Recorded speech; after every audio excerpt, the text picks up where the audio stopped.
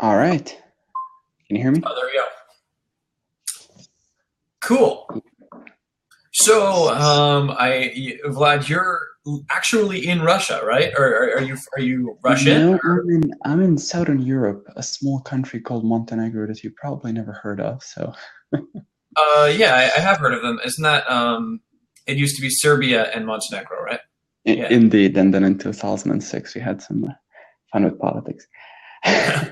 Anyway, Yeah. so essentially, I'm now multitasking on my phone. I'm having my notes on the left side of the screen, camera and you on the right. So it might be a bit hazy. You might see my fingers when I'm taking notes and stuff, but yeah. Oh yeah. So Yeah. essentially, I'll now give you my introduction. Um, and also the phone is trying to adjust for the brightness of the light and it's constantly flickering. I can't do anything about it. But anyway, so I'll give my introduction. I'll wait for your introduction afterwards, and then we can have a crossfire for the remaining of the time. So in tonight's debate, I'll share the case as to why I think the modal ontological argument, as formulated by Dr. Alvin Plantinga, is a sound argument in demonstrating the existence of God. I will not be defending Anselm's ontological argument, nor any other form of the argument. The argument is rested upon the S5 system of modal logic and relies on demonstrating that God is possible in at least some possible worlds, and that from such it follows that God exists. For the purposes of modal logic, a possible world is defined simply as the way our actual world could have been. It's not some sort of a universe out there or a multiverse or anything of a similar sort. Within modal logic, beings are divided into three categories. Impossible beings, these are the beings that could not exist in any possible world. Examples would include square circles, four-sided triangles, married bachelors, etc. Such beings are plainly illogical and thus could not exist in any possible world. Possible or contingent beings, those are the second category. These are the beings that could exist in some possible worlds but do not exist in others. Examples would include unicorns, humans, cars, planets, etc. We can easily conceive of worlds with or without such beings. And number three, necessary beings. These are the beings that must exist in every possible world, such as, for example, numbers, mathematical axioms, laws of logic, etc. Since the argument I present argues for the existence of a maximally great being, that is, the greatest possible being, such a being would be defined as an omnipotent, omniscient, and morally perfect, moreover necessary being. Why is this the case? Well, if a possible world exists such that God, a necessarily existent being, exists within it, from God's necessary existence, it follows that he must exist in all possible worlds. Otherwise, he could not have existed even within the aforementioned possible world, because his definition of existence would not be fulfilled. The argument I present is therefore as follows. Premise number one, it is possible that God, the maximally great being, exists. Number two, if it is possible that God exists, then God exists in some possible worlds. Number three, if God exists in some possible worlds, then God exists in all possible worlds. Number four, if God exists in all possible worlds, then God exists in the actual world. Conclusion number five, therefore God exists. Now, premises 2 to 5 of my argument above are undisputed in academia as a whole. Only premise 1 faces opposition. Those that propose God doesn't exist do so by denying that he could possibly exist, thus proposing that he is impossible. Therefore, I shall offer three contentions as to why God possibly exists, and therefore, following the argument, actually exists. Contention number 1. Arguments for the existence of God are usually meant to show how their conclusion is more probable than the naturalistic explanation of the same argument. Examples would include the Kalam cosmological argument, Leibnizian contingency argument, the teleological argument, and so forth. Tonight, I will not be defending their probability, rather mere possibility. If it is the case that any one of these arguments are possibly true, not that they are better explanations than naturalistic explanations, but if they are even merely possible, then it is the case that God exists. Contention number 2. Attributes found in humans, such as power, knowledge, and moral behavior, seem in no way logically unextendable to their logical maximums. That is, for power, omnipotence, for knowledge, omniscience, and for moral behavior, moral perfection. Number 3. There are no reasons in regards to God's nature as to why he should be considered an impossible being. He exhibits no illogical properties, and his properties are self-consistent, and from the other two contentions, he seems entirely plausible. As such, it's entirely reasonable to conclude that God is possible and that he therefore exists. With that, it is reasonable to conclude that the modal ontological argument is conclusive proof for God's existence, since God's existence seems entirely possible. Now, Daniel has to tear down these three contentions for God's possibility, and in their place, erect his reasons as to why God is impossible. Unless and until he does that, we can safely say that God does exist. Now I hand it over to Daniel to put over his introduction, or maybe start the crossfire if he doesn't want to do that. So, yeah. So I would agree that I should respond to what you presented there, but I disagree with your standard that I would have to prove the impossibility of God. I think that is one way to respond to your contentions, but that's not the only way to respond to your contentions. So let me give a couple of different arguments in response to why I think that this argument doesn't actually prove what you're saying it proves. The first and main contention that I would have is that the argument proves and disproves itself. And the reason for this is that if you substitute no God in the place where you have put God, your contentions, or sorry, your premises all prove the same thing. For instance, if we look at it is possible that there is not an infinite God, then it is possible then that lack of God would exist in some universe. If he does not exist in one universe, then he does not exist in any universe. Therefore, he does not exist in this universe, and therefore he necessarily does not exist. All of your five parts of your syllogism could be applied to the exact opposite and disprove the existence of God. This is why Plantinga's argument doesn't actually work, because it only works for people who already believe in it. You would only buy it if you were already a Christian. But if you started from an objective perspective, or if you started from atheism, this is the other thing. An atheist who has faith that there is no God could just as easily make this argument and go, see, I've proven it. There can't be an infinite being. Or an agnostic like myself would simply say, well, both of them can say the exact same thing, and either one of them, they'd only believe it if they started with a belief in it. So it doesn't actually prove anything. The second contention that I would have here is that, like you said, we can talk about the possibility of this infinite being. And I would contend that the possibility really doesn't exist in the sense that you're talking about. Now, there's one aspect in which I would say possibility. Anything is possible. And I only say that because our human minds are finite. We don't have the capability of knowing everything because we are finite beings. But that being said, when we talk about possibility, we're talking about what our minds can perceive to be possible.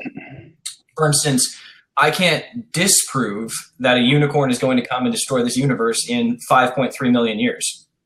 I can't disprove that, but I also see no reason to believe in its possibility. What I could say is that it does seem like there is some reasonable plausibility that nuclear weapons would destroy this universe in 5.3 million years. And I can't say that with any degree of certainty, but there is some level of evidence that would suggest this possibility, that would suggest the probability. When it comes to the concept of a God, there is evidence that would suggest a fallible deity. And there is evidence that would suggest a deist form of God, one who created the universe and then left it alone. But there is not this evidence that you speak of this concept of this fully perfect, infinite, omniscient being. In fact, the evidence that we see in front of us actually suggests that that universe does not exist, because you can look at the flaws in this universe. Why do women have periods?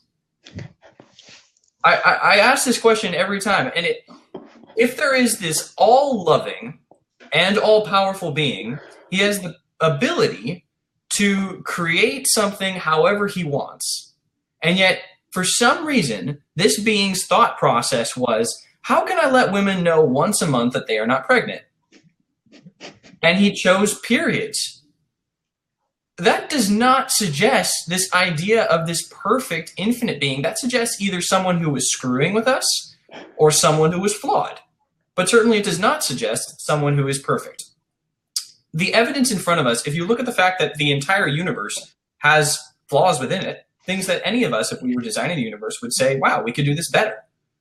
That does not add up to this concept of a perfect being.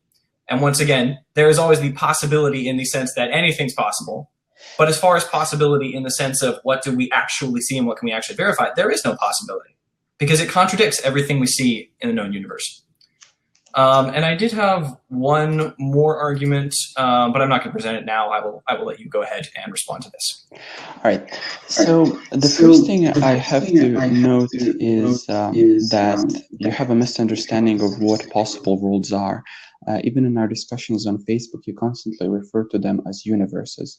And that's not how in modal logic, which we use for the modal ontological argument, possible worlds are defined. Possible worlds are defined simply as ways our world could have been. So there's possible worlds, impossible worlds, and actual worlds.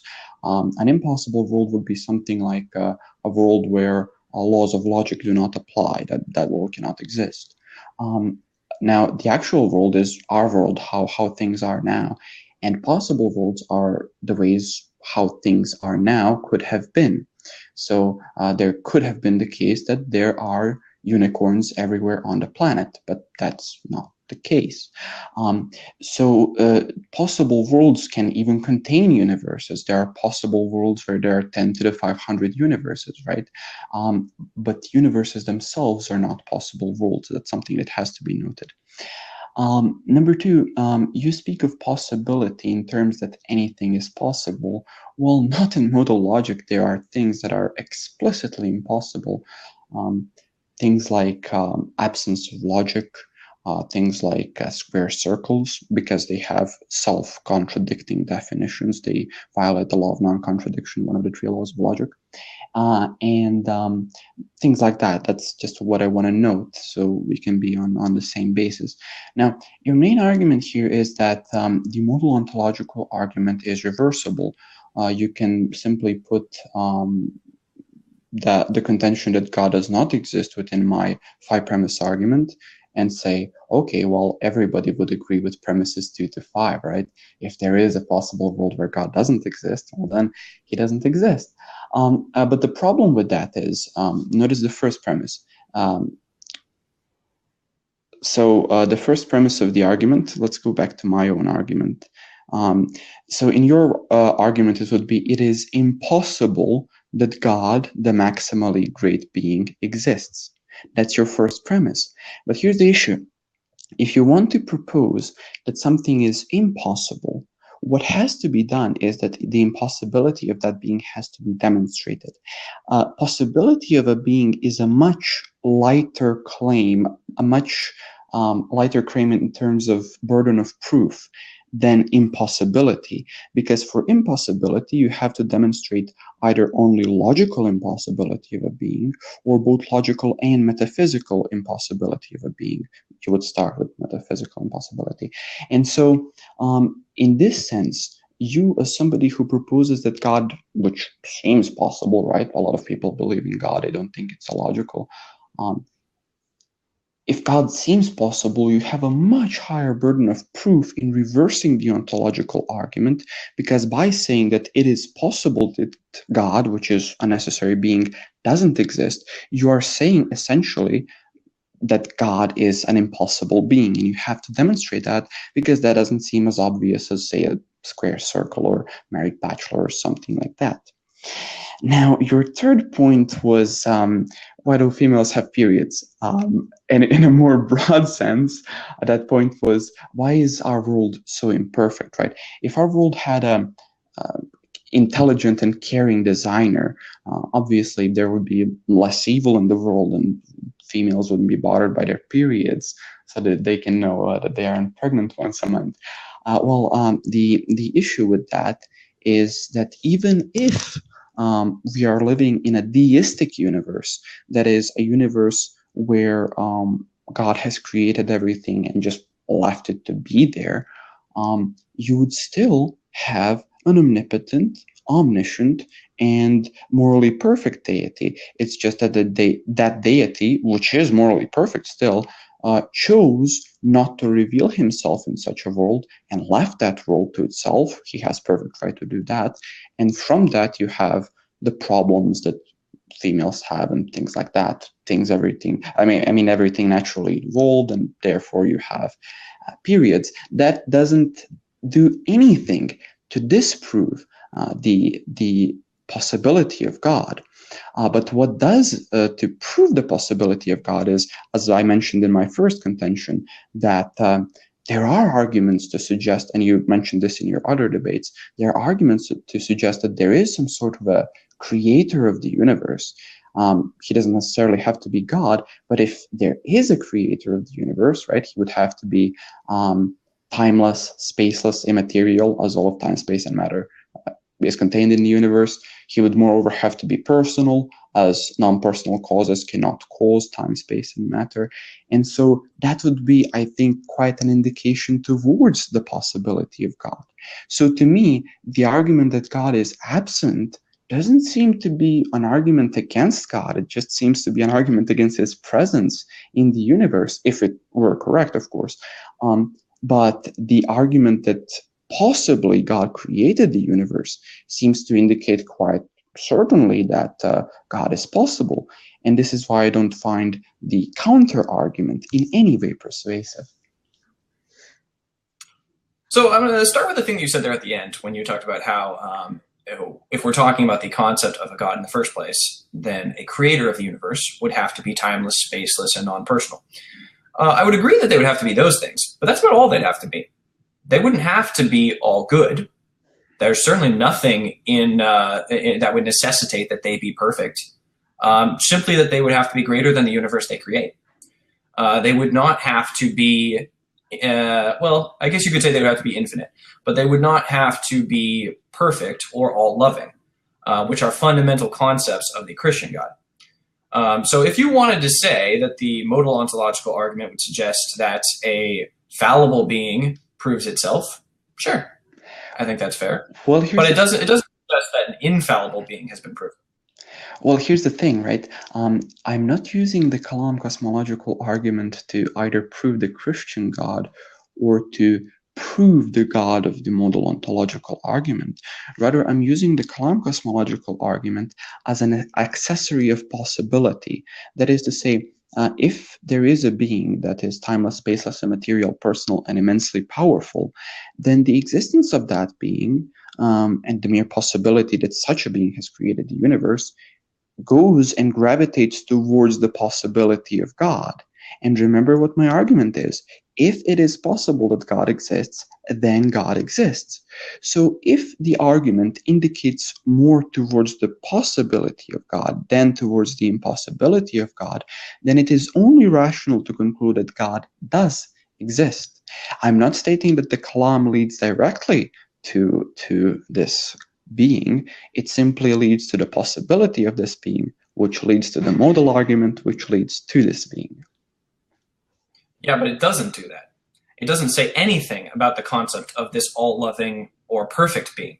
Well, it says something about the concept of an infinite being, but it doesn't say anything about the specific being who you're talking about. Yeah, but that's not. So it doesn't start to show that possibility. So I'm going to add another thing here. The reason that I see a self-contradiction in the concept of this God who you're talking about is that there is an inherent contradiction between omnipotence and all love. There's also something that Islam criticizes on this. They think that God would have to be evil, because if God is not evil, then he's not infinite. He doesn't have that within himself. And more than that, if there is an infinite deity, that would mean he would have to control all space. There would be no space for evil, because evil is the absence of God. And if there is God, and if he is infinite, then there is nowhere to have evil.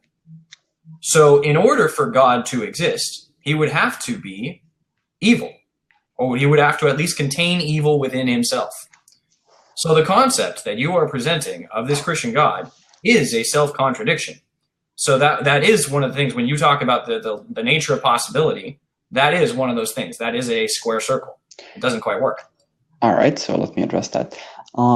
Firstly, you went back to the Kalam, and I have to reiterate this point. It is not my point to say that the Kalam proves an omnipotent, omniscient, omnibenevolent deity that's necessary. Nobody in their right mind would say that. What I'm saying is that the mere possibility of this argument being correct to us indicates that something like this being that I'm proposing, this omnipotent being, could exist, something like it, right? And so it indicates towards the possibility. And remember, even if our meter of possibility is even slightly towards possibility than towards impossibility, we have to conclude that God exists from my argument.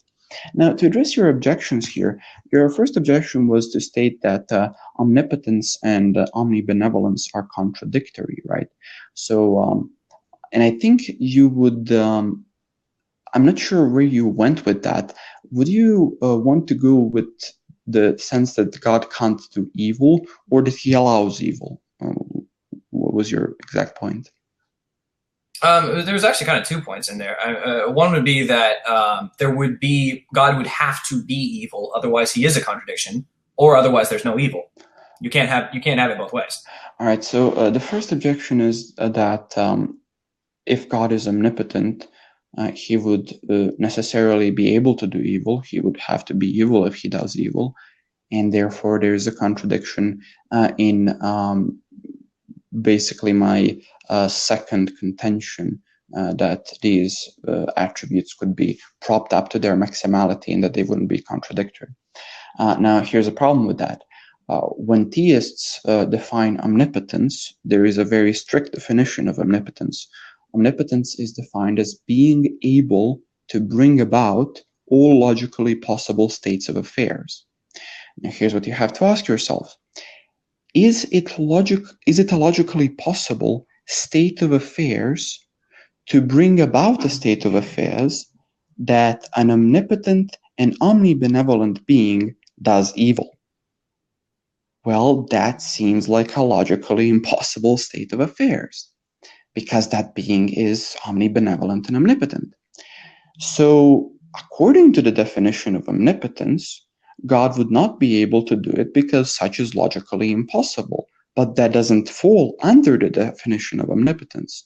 Nobody and nothing can do logically impossible things. Neither can God.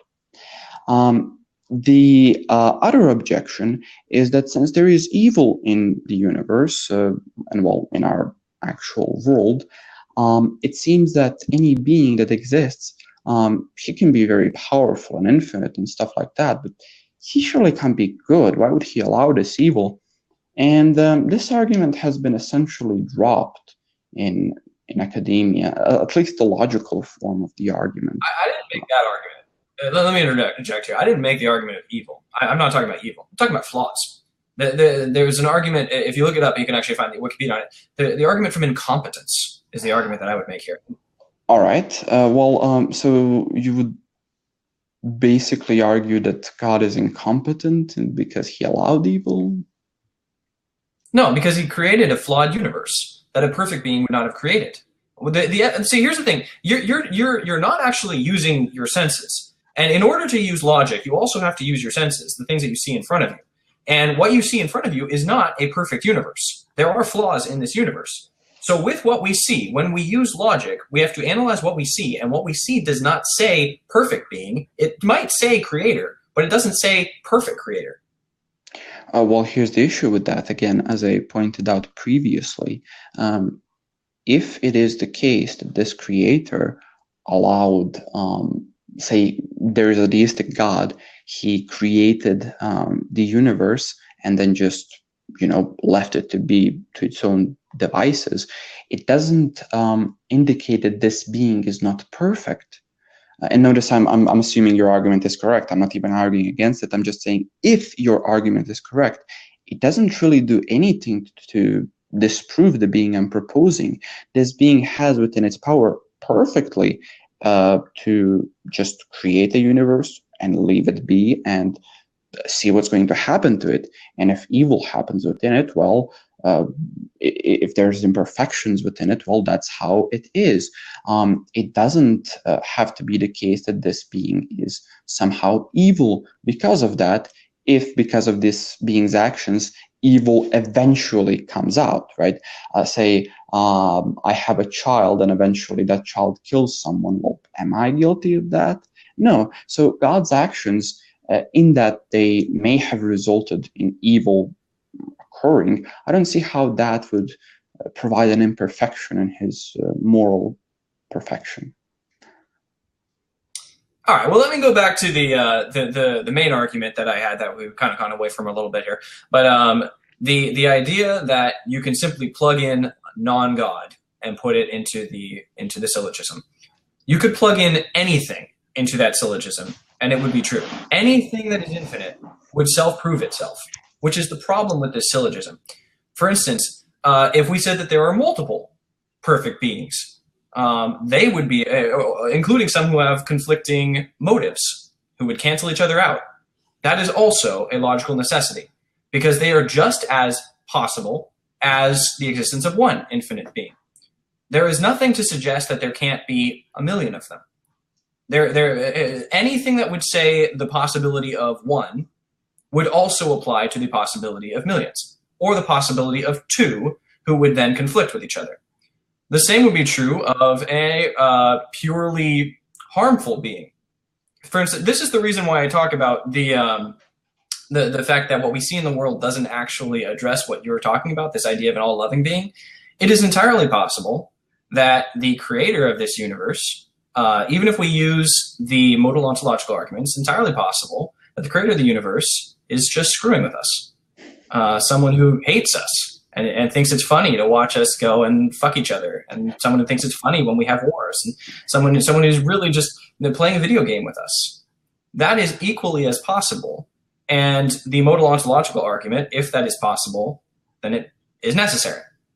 So the problem that I have with the modal ontological argument is that it necessarily proves everything and nothing at the same time. If you start with a belief in the thing, you're going to believe it. But if you don't, you won't. It also proves atheism.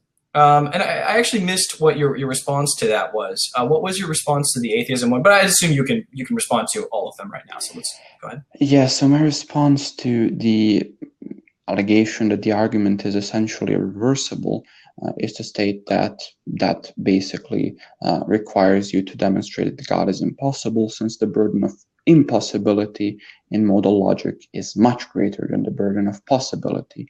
To state that something is possible merely requires its logical possibility in some possible world. And since wait. I did not say that I was trying to prove impossibility. No, I said it's wait. And this is an important clear distinction here. I said it is possible that there is a world without a God. That's essentially. And if that is a possibility, the same way that one could say there's a possibility of a world with a God, there's a possibility of a world without a God. And then as soon as you say that, the exact same argument applies. Notice, to say within S5 modal logic that a necessary being is possibly non-existent is absolutely synonymous to saying that such a being is impossible.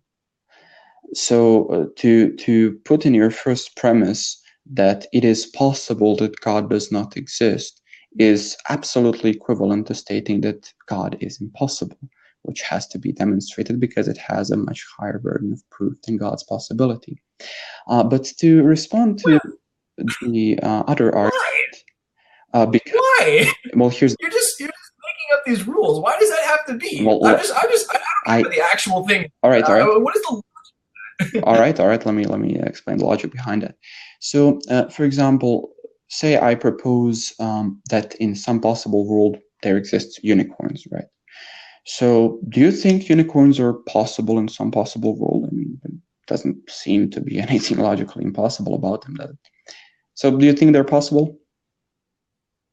I suppose. Yeah, I mean, I don't see why they wouldn't be. So then let's think about God, right? Does there seem to be something impossible about God?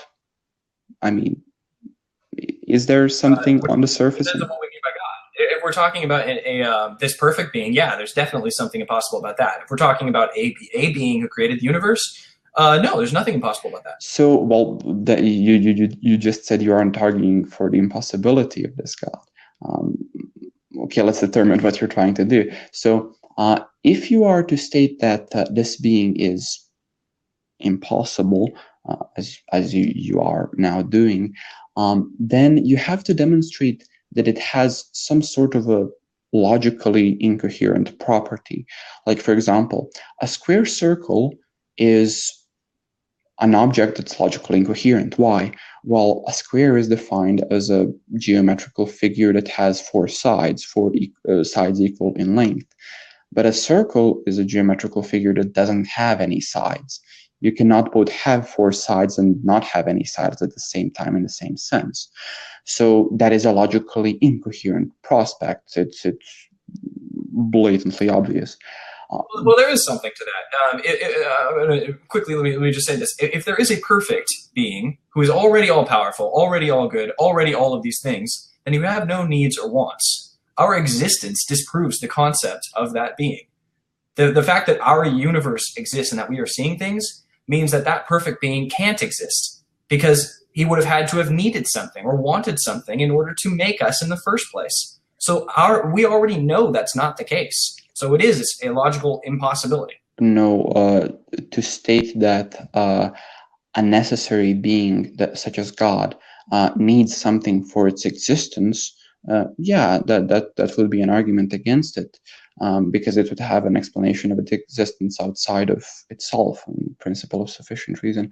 But to state that a being would want to do something that doesn't really affect its existence in the sense of upholding it, in no way would that detract from its possibility or its existence in any way, or its greatness in any way.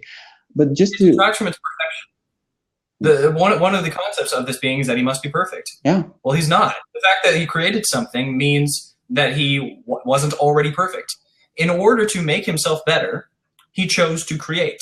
No. But that means he wasn't perfect in the first place. This is the logical imperfection of it, is the fact that a perfect being would have nothing he would need to do.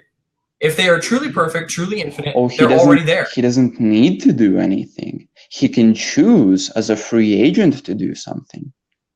Because if he weren't capable of creating the world, then he would be imperfect. But for what reason? Is he making himself better? Is he getting something out of it? No, if you were to state that he would lose his greatness in creating the world, then he would genuinely have something that's logically possible to be done, right? Create a world, but he couldn't do it. Then he wouldn't be omnipotent. But to state that a being created the world in no way seems to detract from its greatness. It didn't create a world because it needs it. It didn't create the world because somebody forced it to, and therefore it's not omnipotent. It just created the world because it wanted to. It exercised its free will as a free agent. And well, now you're projecting your own human mindset onto perfection. But let me ask you this. Can perfection be improved? No. So if there is perfection, it is.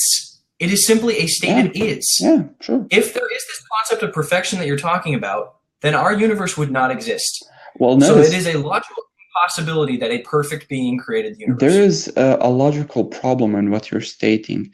You seem to assume that this universe is essentially what God is, because you seem to think that, if God were to create something, then he would be adding something to his nature in order to perfect it. But that's not at all what any theist sees as, maybe some Hindus, I don't know. But that's not what any theist I know of sees in God's creation. What they see is that God simply exercised his own free will to create things. In no way does it add or subtract from his greatness. But just to we'll come to this. I just want to not leave unaddressed your previous point. You stated that there could be maximally great beings that are that have contradictory moral values, put it that way, to some other maximally great being, and then they could exist at the same time, and therefore you could have some disagreements. Now there's two lines of argumentation against that. The first line of argumentation would be to state that if two beings are morally perfect, they would never disagree with each other. So to put it that way, you could have an infinite ensemble of maximally great beings, and they would just exist and they would never conflict with each other. But the argument doesn't justify existence of more than one maximally great being, so you can't really do that. But suppose, for the sake of argument, that these beings do conflict each other, right? Well, what you would then have is one being with omnipotence trying to overthrow another being with omnipotence, and that would get you nowhere. So this leads to logical nonsense. So as opposed to you stating that this would lead to the impossibility of God, or impossibility of this argument being used, rather, no, it just leads to the absurdity of multiplicity of maximally great beings. It does nothing to the proposition that a single maximally great being exists. Well, no, but it does, because it simply means that every argument you would use to say that a maximally great being exists would then be used to say, well, there could be another one who's just like that. And you're right that they would probably be absurdly warring with each other. There would probably be that. Yeah, but the point but that is... doesn't mean that the argument suddenly stops being used. If it is possible that an infinite God exists, and if it's possible that another one exists, just because it's absurd doesn't mean it's not possible. No, notice it is possible. Notice why you're only proving that it's strange, but it might be strange, but that still is something that can be the case. Strangeness, like for instance, the idea of all perfect, all loving being is strange. We can say that's strange. It's weird. It's absurd to me. I find it completely absurd. But if we accept that it's a possibility, then so is the possibility of two of them. So is the possibility of a million of them. It's the same exact argument. If you use it and you can follow it to its logical conclusion, that's where you go. But I'm not arguing that these things are strange and they are therefore impossible. I'm arguing that they are logically incoherent. If you have two warring omnipotent deities, you have a logically incoherent state of affairs. Imagine one being wants to destroy this being. He is omnipotent. He can do it. But then this other being wills not to be destroyed. Well, you have a conflict of omnipotence. It's a logically impossible state of affairs. They can't be both omnipotent. So what I'm saying is, with this, if there is a logically impossible state of affairs involving two omnipotent deities, then they cannot both exist at the same time. This doesn't do anything. Your proposition is immediately shut down by its logical impossibility. But this does nothing to disprove the existence of a single maximally great being that simply exists. And if you were to propose that there is an ensemble of maximally great beings that aren't really in conflict, right? Well, you aren't justified in saying that, because the modal ontological argument doesn't allow naming or differentiation of these beings. You cannot say it is possible that God 1b exists. You aren't justified in saying that. So with the modal ontological argument, you can only demonstrate the existence of a single deity, and if you want to propose multiple deities, either you are completely unjustified in doing that, or you invoke logical impossibilities in doing that. Either way, you don't get anywhere. Yeah, but you have the exact same problem if you go with one. How? And then that's why. But you just reject it. But you're doing that by just because you want to. How? Demonstrate because it. you already want the one. But the thing is, the modal ontological argument would just as easily prove a fallible being. And if it proves a fallible being, well, that's as far as it needs to go. Go ahead. It doesn't. Demonstrate how it proves a fallible being. Well, because if we assume that all the natures of a fallible being and then plug it into, it is possible that a fallible but infinite God exists, then it is possible that fallible but infinite God exists in some worlds, then that fallible but infinite God exists in all worlds, then that fallible but infinite God exists in this world. Therefore, that fallible but infinite God necessarily exists. It's the same exact thing. No, the problem with that is that that's what I think Alvin Plantinga would call an MEB, a maximally excellent being, a being that has the maximality of these attributes I mentioned in the second contention, but that doesn't exemplify some of them in their maximality, right? So, for example, you could have an omnipotent and omniscient deity, and it could be mostly good, right? But it can have some moral shortfalls. The problem with that is that this being isn't necessary. It is a maximally excellent being, sure. It has a lot of excellence in it, but there's nothing to propose that such a being would be necessary, because you can only add necessity once you get to maximal possibility. Only then you're justified in adding necessity to something. If you want to say that this being is necessary and it's not exactly perfect, well, you can't really do that. It's a contingent being. It's not a being that's necessary. It's by definition contingent. So here's the thing. You reject the possibility of multiple gods because it would cause absurdity. But the exact same thing would happen if you have a fully perfect being. That already is an absurdity in and of itself. There is more proof. There would be more to suggest a fallible being than to suggest the MEB. There's nothing there. Because if you have a fully perfect being, that contradicts itself like we were talking about earlier. It's possible that someone can do something if they are fully maximum, but that's not anywhere near as proven. There's nowhere near as much. And so then here's where you get into the problem then. So then you have the proof of a fallible being versus the less proof, but also possibility, if you want to call it possibility, of a maximally efficient being. And then you have two of them. And once again, you have multiple gods. So your scenario and the way you use this doesn't actually get you anywhere. And the same would be true when it comes back to the possibility of there not being a God. And you say that there's a higher standard of that. Okay, but if there's a possibility of it, that's all that needs to be done. And so if anyone presents any arguments for the existence of atheism, then they have done so. And I know that you don't want to accept the arguments that we would put forward for the existence of atheism, but if there is the potential, the possibility of that, then it is just as proven as the idea of this MEB. So the arguments ultimately do the exact same thing. Well, let me just briefly address all of those things. Let me start with your last point. Again, I think several times throughout the discussion I mentioned that there is a different standard of evidence for possibility and impossibility, right? To state that God is possibly not existent or to state that God is possibly impossible is exactly the same thing. To put forward an argument that God would be improbable is not to state that God is impossible, right? But to state that God is possible is to state that God exists. That's what the modal ontological argument does. It doesn't give you the chance to say, well, the world we live in, there seems to be some evil in there, therefore God is improbable. Even if there is the zeroest chance of possibility of God, as opposed to his impossibility, God exists. And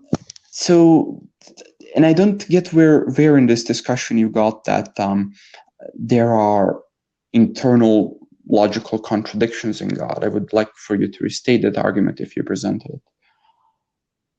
Yeah, sure. I mean, there are multiple contradictions in the idea of an infinite being who is also all-loving, or the infinite being who is not evil. That would mean that they are not actually infinite. That they are, or the idea of an omnipotent being who is not actually evil. That would mean that they don't actually contain that. Yeah, I explained those things in the sense that I defined omnipotence the way it would actually philosophically. Ignore omnipotence to go with infinite.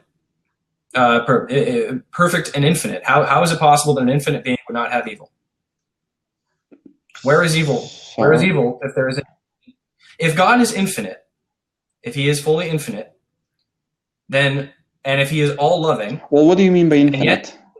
What do you mean by where is infinite? Meaning over everything. That he is everything. Yeah. everywhere, that he exists in all possible worlds and all possible space. Okay. And we only have 20 seconds, so let's not worry about this. But I addressed it previously. I don't see it as a... It's fine, it's fine. But I will say it was good talking to you, and it is an interesting subject, and I think that there's probably more to be said, but at least for the moment, we have had a good time. Go ahead. Perfect time.